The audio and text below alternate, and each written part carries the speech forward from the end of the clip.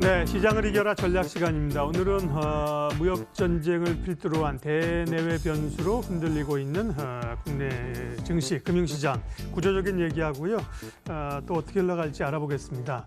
자본시장연구원 황세훈 박사님 모셨습니다. 어서 오십시오. 네, 반갑습니다. 안녕하세요. 주가는 뭐 오르고 내릴 수도 있는 거지만 그런 네네. 것보다 이제 뭐 상당히 구조적인 정책적인 요인들이 작용을 하고 있어서요. 네, 그렇습니다. 걱정입니다. 일단 미중 무역 전쟁의 향후 진로 그리고 또 글로벌하게 덮치고 있는 경기 침체 우려 네네. 어느 정도로 평가하세요, 박사님? 네, 일단 경기는 하락 국면으로 접어든 것은 굉장히 뚜렷해 보인다라고 평가해 볼 수가 있습니다. 이제 미국과 중국 간의 무역 분쟁이 가장 큰 영향을 미치고 있다. 사실 전 세계 글로벌 증시가 이제 트럼프에 의해서 지금 좌지우지되고 있다라고 평가를 해볼 수 있을 정도인데요.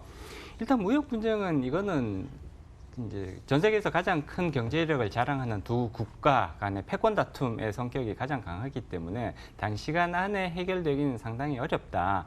그리고 이것이 지금 전쟁이라는 표현을 사용을 하고 있단 말이에요. 그렇기 때문에 양자 간의 상당한 소모전이 계속되어야만 그 결과가 내지는 그 결론이 날 가능성이 상당히 높다라고 볼 수가 있습니다. 그렇기 때문에 그리고 이 소모전이라는 것은 결국은 양자 간의 그리고 글로벌 경제에 있어서의 경기 침체라는 비용의 형태로 나타날 가능성이 대단히 높다라는 점을 감안을 해본다면 결국은 이제 무역 분쟁은 그 글로벌 경기의 리세션이 초래될 가능성이 상당히 높다. 물론 이게 굉장히 과격한, 급격한 형태의 리세션이 될 가능성은 제한적입니다만 리세션의 초입 단계 또는 굉장히 완만한 형태의 그런 리세션까지 연결될 가능성은 오히려 상당히 높다고 평가해 볼 수가 있죠.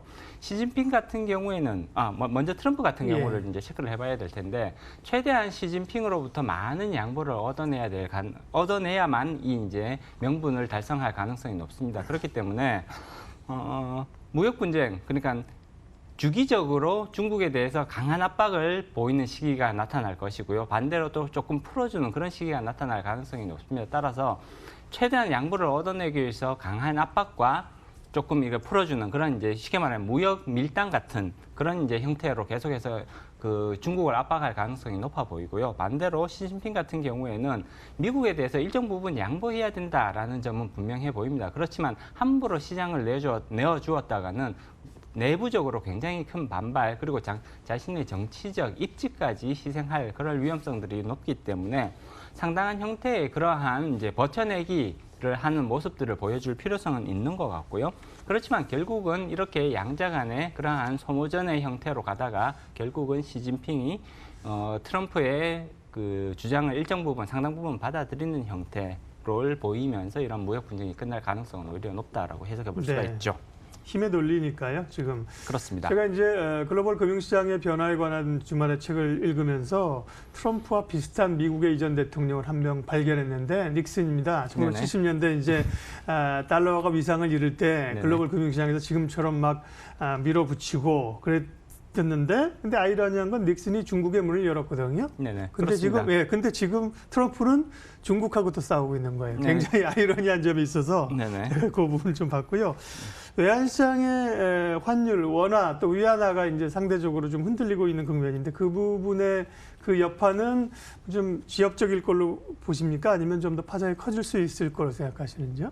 일단 지역적인 형태로 나타날 가능성이 더 높다. 앞서도 말씀드렸듯이 이제 이것은 결국은 중국의 개방도를 더 높이고 중국에 대한 미국의 영향력을 더 확대하겠다라는 것이 가장 중요한 그 요소라고 볼 수가 있습니다. 그렇기 때문에 이제 중국에 대한 압박이 심해질, 지금보다 오히려 조금 더 강도가 높아질 가능성은 충분하다고 예상해 볼 수가 있는데요. 그렇게 된다면 결국은 그 영향은 우리 시장으로 직접적으로 넘어올 가능성이 크다고 볼 수가 있습니다. 우리나라 무역 의존도 내지는 경제 의존도가 미국보다 오히려 중국이 훨씬 더 크다라는 사실은 익히 잘 알려진 부분인 거고요. 그렇기 때문에 트럼프 대통령이 중국을 강하게 압박하면 압박할수록 그 영향은 우리 시장으로 직접적으로 넘어올 수밖에 없다. 그리고 원화의 환율이 위안화의 환율이 대단히 높은 수준으로 동조화가 되어 있습니다. 예전에는 특히나 2008년 글로벌 금융위기 이전에는 원화와 달러화의 동조화가 굉장히 높았는데 지금은 오히려 원화와 위안화의 동조화가 굉장히 크다. 이것은 결국은 우리나라의 경제 의존도가 중국에 대한 경제 의존도가 높아졌기 때문에 이런 현상들이 나타나는 것이고요. 트럼프 대통령이 중국에 대한 압박을 강하게 한다. 다시 말해서 중국의 경제가 그만큼 위축이 되고 중국이 우리나라에 대한 수입 물량이 줄어들 가능성이 높다라는 것은 그만큼 우리나라 원화의 환율도 상승할, 다시 말해서 원화의 가치가 떨어질 가능성도 그만큼 커지고 있다라고 볼 수가 있는 것이고요. 변동성의 확대 당연히 불가피하다라고 볼 수가 있습니다. 다만 한 가지 조금 긍정적인 면이라고 하면 이제 이러한 이제 원화 상승, 환율 상승의 이제 그 영역이 그 고점 근처에 진입하고 있는 것은 분명해 보인다. 따라서 추가적으로 변동성의 확대 내지는 추가적으로 환율 상승의 여지는 충분히 있다고는 볼 수 있습니다만 그렇지만 그 상승의 폭 자체는 상당히 제한적인 수준일 가능성이 높다라고 해석해 볼 수가 있죠. 네. 황 박사님께 여쭤볼 게 많고 궁금한 게 많고 주말 사이에 변화들은 많은데 시간이 제한돼 있어서 일단 인터넷 은행으로 가겠습니다. 인터넷 은행이 이제 두 군데 중에 한 군데 두 군데가 될 거란 얘기도 있었다 그러고 그렇습니다. 최소한 한 군데 정도 되지 않겠는가 싶겠는데 두 곳 모두 기준에 미달됐다고 해서 탈락을 했어요. 그렇습니다. 네. 이 부분 어쨌든 정부의 의지도 있고 정말 업체들이 잘못 준비를 제대로 못한 것인지 금융시장에 미치는 영향 좀 알려주세요. 네, 일단 다소 의외의 결과가 그러게요. 도출되었다라고 볼 수가 있는 것이고요. 이제 두 개의 은행, 키움뱅크와 그다음에 토스뱅크가 이제 지원을 했었는데 키움뱅크의 경우에는 안정성은 만족시켰지만 혁신성에서는 조금 부족했다라는 평가를 받고 있는 것 같고요. 반대로 토스뱅크의 경우에는 혁신성에서는 높은 점수를 받았습니다만 반대로 안정성 측면, 특히 지배주주의 적합성이라든지 자금 조달 능력에 있어서는 다소간 부족한 것이 아니냐라는 평가를 받고 있는 것 같습니다. 지금 금융산업에 대한 진입 규제를 완화함으로써 유효 경쟁을 촉진하겠다라는 것이 정부의 기본적인 정책 방향성이라고 볼 수가 있습니다. 이렇게 봤을 때는 시장에서는 당연히 둘 중에 한 곳, 많으면 두 곳 다 그 예비 인가를 받을 가능성이 충분하지 않겠느냐라고 예상을 했었는데 어떻게 보면 정부의 규제 완화 정책 방향성과는 다소간 이제 엇박자가 나는 그러한 결과가 나온 것이 아니냐라는 것이 시장의 평가인 것 같고요. 어떻게 보면 지금 기존에 두 개 인터넷 뱅크, K뱅크와 이제 카카오뱅크가 이미 영업을 하고 있는데 이러한 인터넷 뱅크에 대해서 시장이 기대했던 부분들이 충분하게 만족시켜주고 있느냐라는 그런 이제 조금 논란들이 나오고 있는데 시장에 대한 기대를 충분히 만족시켜주지 못하고 있다라는 그런 비판들도 제기가 되고 있습니다. 따라서 이러한 상황에서 제3의 인터넷 은행을 인가를 해주는 것이 과연 실익이 크겠느냐라는 것에 대해서 조금 비판의 목소리들이 나오고 있는 것 같고요. 그런 부분들이 이러한 예비 인가에서 두 개의 은행이 다 탈락하는 그런 결과로 이어진 것이 아니냐 이렇게 해석이 가능한 것 같습니다. 또 말씀하신 것처럼 이제 은행이고요. 이제 영향이 미치는 영향이 크잖아요. 일반 기업이나 뭐 면세점 내주는 거랑 좀 다르긴 해서 이해는 되는데 최종구 위원장이 발언을 뭐 세게 하대요. 뭐 미비한 점이 있어서 혁신을 좀 더 주력해라 이게 아니라 뭐 상당히 준비가 생각보다 미흡했다 이런 식으로 금융위원장은 또 부정적으로 얘기를 하시더라고요.